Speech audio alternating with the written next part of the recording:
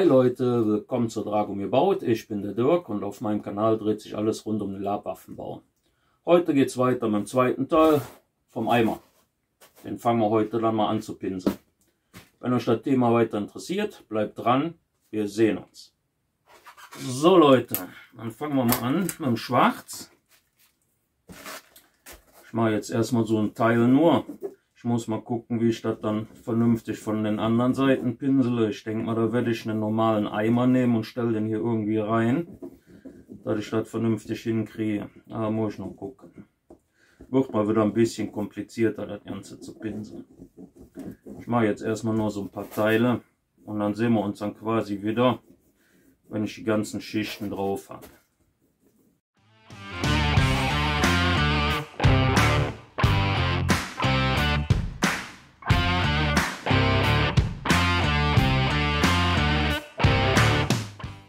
So Leute, ich habe schon mal so ein bisschen was vorgearbeitet, und zwar habe ich schon mal die Holzmaserung dran gemacht, so ein bisschen, also noch nicht ganz, bis auf das eine Teil. Dafür braucht er dann wieder das Schwarz und den Kamm natürlich. So, statt den Eimer habe ich so einen alten Schuhkarton genommen, das hat auch gut funktioniert. So, und zwar, wie gesagt, die anderen Dinge habe ich schon ein bisschen vorgearbeitet. Gehe da hin, mache da wieder eine Schicht Schwarz drauf. Ich habe dann immer einen Teil am anderen dann gemacht, dann die Maserung und dann halt wieder. So.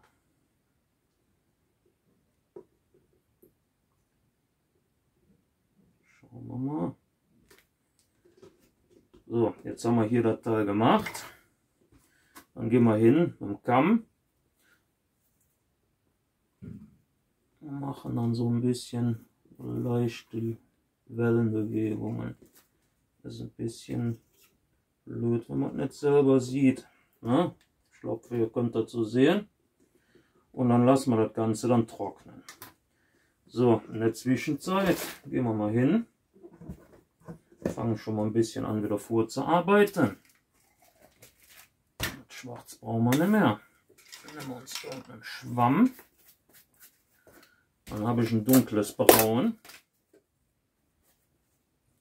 Dann fange ich schon mal ein bisschen an, dem Ganzen ein bisschen Farbe zu geben. So. Jetzt habe ich natürlich da reingepackt.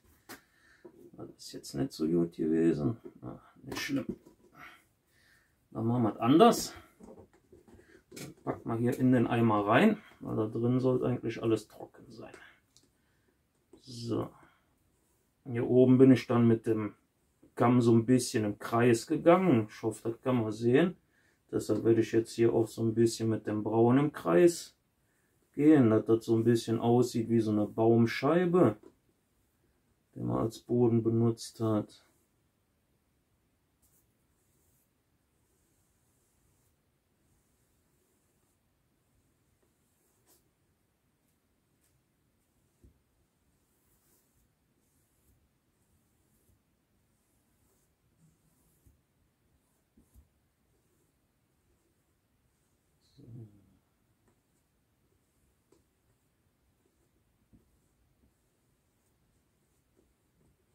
So, dann haben wir das.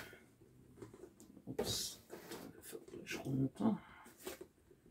Jetzt müssen wir gucken, wo haben wir die Seite, nicht dass ich die nachher. Das ist die Seite. So. Dann gehen wir schon mal hin und machen schon mal ein bisschen hier an dem Kranz.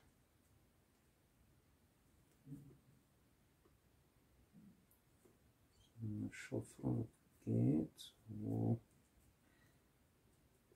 Wenn ein bisschen das Braun drüber sein sollte, ist auch nicht schlimm. Da kann man danach ein bisschen als Rosteffekt nehmen bei Metallkranz. Also alles halb so schlimm.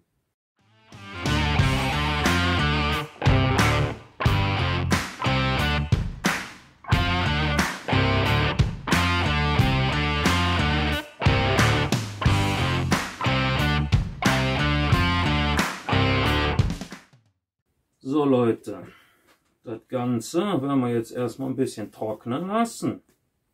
Na, jetzt haben wir das bis auf das eine Stück hier, wo ich euch vorhin demonstriert habe. Das machen wir dann natürlich auch. Dann hier noch den Rand und innen und hier die Teile.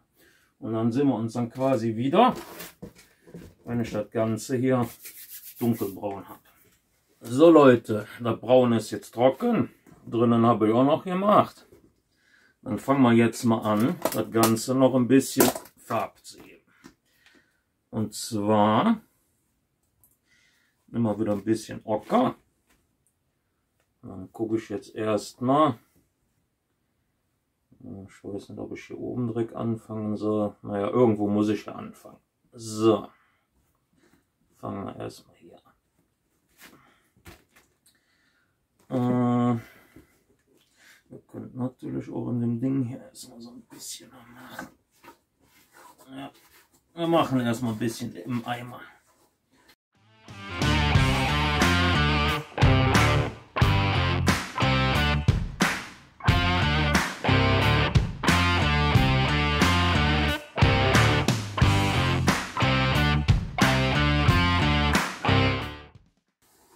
Ist aber auch relativ schnell trocken. So, so sieht das Ganze dann aus. So, das Ocker, das lassen wir mal austrocknen. Das sieht schon mal ganz gut aus. So, dann nehmen wir uns jetzt wieder den Schuhkarton. Dann gucken wir mal. Das ist, glaube ich, der Schwamm ist zu breit. Wie gesagt, immer gucken, dass er genug Schwämme vorbereitet, wenn er das macht. Dann brauche ich was mit einer geraden Kante. Irgendwie sind die alle nicht so ganz gerade geworden. Kann man aber mal schneiden müssen. So, die tun wir wieder hier rein. Die sehen besser aus. Dann machen wir das auch schon mal direkt in einem Schritt mit. Dann kann das nämlich direkt mit trocknen. Ich jetzt ein bisschen den Schwamm ein bisschen schmaler machen sollen. Na gut. Machen wir noch mal einen. So. Der sollte jetzt gut sein. So, dann gehen wir hin. Machen schon mal den Metallrand. Wie gesagt, das Braun, was ihr dann da dran habt, das ist jetzt nicht schlimm. Das gibt dann nachher so ein bisschen so einen Rosteffekt an den Kanten, wenn das so ein bisschen bräunlich aussieht. Also gar kein Problem.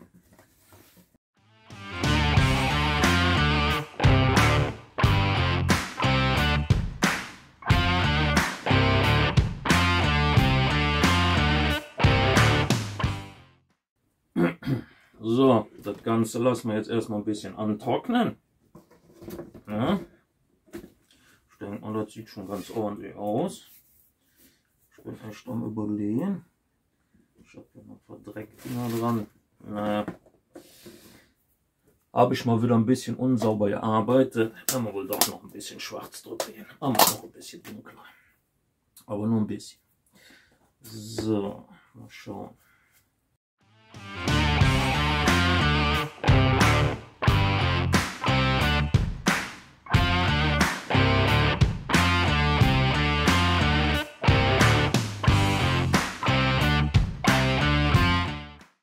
So, jetzt haben wir das. Schwarz brauchen wir jetzt auch nicht mehr. Dann gehen wir jetzt hin.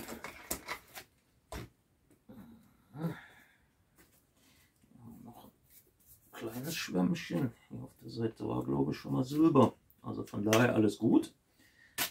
Dann sucht euch wieder eine kleine Ecke. Kleinen Klecks Silber drauf. Oder da wir noch ein bisschen abtupfen könnt. Dann will ich hier noch so ein bisschen an den Kanten noch so ein bisschen Silber machen.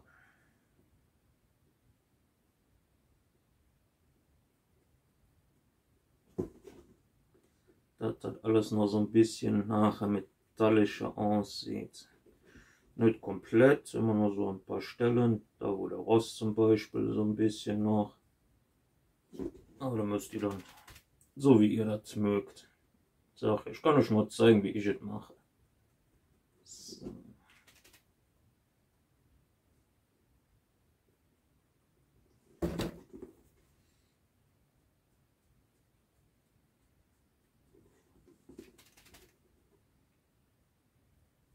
Ich gehe dann einfach so ein bisschen über die Kanten. Mal ein bisschen mehr, mal ein bisschen weniger.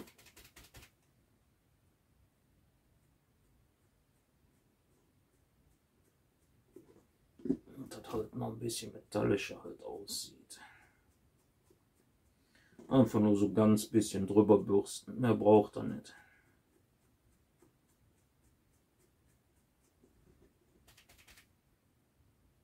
Immer gucken, dass nicht zu viel Farbe dran ist am Schwamm. Könnt ihr das immer nur so ein bisschen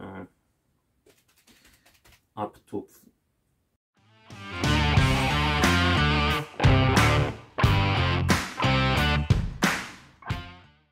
So, da haben wir es schon mal. Dann gehen wir jetzt hin. Machen wir mal von der Seite so ein bisschen. Immer aufpassen, dass man nicht zu viel nimmt. Immer so ein bisschen. Dann wieder so was weiter drehen. Macht ihr dann so lange, bis euch dann die Farbgebung gefällt. Vielleicht zwischendurch dann immer mal ein bisschen trocknen lassen, damit ihr dann seht, wie die Farbe dann nachher aussieht, wenn ihr euch nicht sicher seid.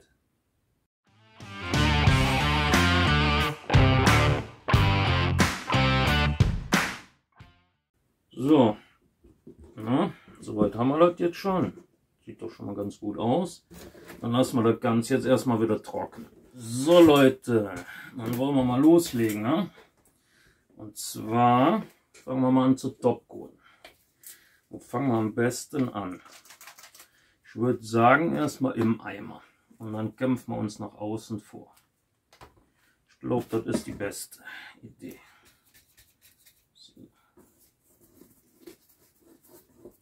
Dann können wir nämlich die meiste Fläche mit einem Schlag schon mal machen. Ich denke mal, das ist nicht übel. Machen wir so.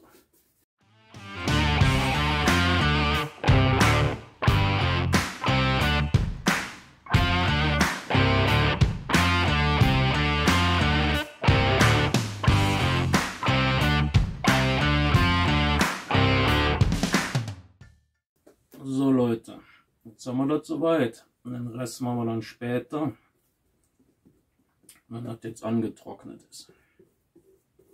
So, das sieht schon mal gut aus. Dann lassen wir das jetzt erstmal trocknen. So Leute, der Topcoat soll soweit jetzt trocken sein. Tun wir den Karton hier mal ein bisschen auf Seite. Und dann machen wir mal noch so die letzten Arbeiten. Und zwar bin ich hingegangen, habe jetzt hier so ein Seil genommen. Habe jetzt schon mal ein bisschen hier mit, was ist das, Antique Finish in Schwarz. Ich hatte keine Acrylfarbe, habe einfach mal jetzt mit dem eingesaut, dass das nicht mehr so neu aussieht. Jetzt müssen wir mal gucken. Ich glaube, den Knoten machen wir besser auf die Innenseite. Dann kann da nichts passieren. So, jetzt von der Idee her. Mal schauen. Ansonsten müssen wir halt nochmal umfrickeln. Schauen wir einfach mal, wie das dann aussieht. So, also der dürfte jetzt hier nicht mehr raus. Ja, ich glaube, auf der Innenseite ist es am besten. So, dann schauen wir mal. Von der Höhe her. Ich glaube, man hat noch ein bisschen länger machen können. Na egal. Schneiden wir mal ab. Dann machen wir erstmal durch. Dann gucken wir mal. Ja. Machen wir erstmal ein paar Knötchen und dann gucken wir mal, wie es aussieht. Vielleicht brauchen wir ja nicht noch ein bisschen kürzen. Einer, zwei dürften eigentlich reichen. Auf jeden Fall auf der anderen Seite hat es auch bei 2 gereicht. Das ist dann dick genug. So, schön stramm ziehen. Ja, sieht gut aus. Schneiden wir noch ein bisschen ab. So, und schon haben wir einen Griff. Ich denke mal, das Ganze sieht doch ja nicht mehr so schlecht aus. So Leute, der Eimer ist fertig. Ich denke mal, ne, ist okay. Ein bisschen Fussel dran, Unterlage. Aber ansonsten kann man doch was mit anfangen, oder? Ich denke mal ja. So, dann hoffe ich mal, das ganze Thema hat euch soweit gefallen. Abos, Likes, Kommentare natürlich wie immer gern gesehen. Abos natürlich am liebsten, weil sonst verpasst ihr wieder irgendwelche von meinen verrückten Projekten. Die nächsten sind auch schon in der Mache. Also könnt ihr euch schon wieder freuen auf das nächste Wochenende. Dann wünsche ich euch noch einen schönen Sonntag. Wir sehen uns.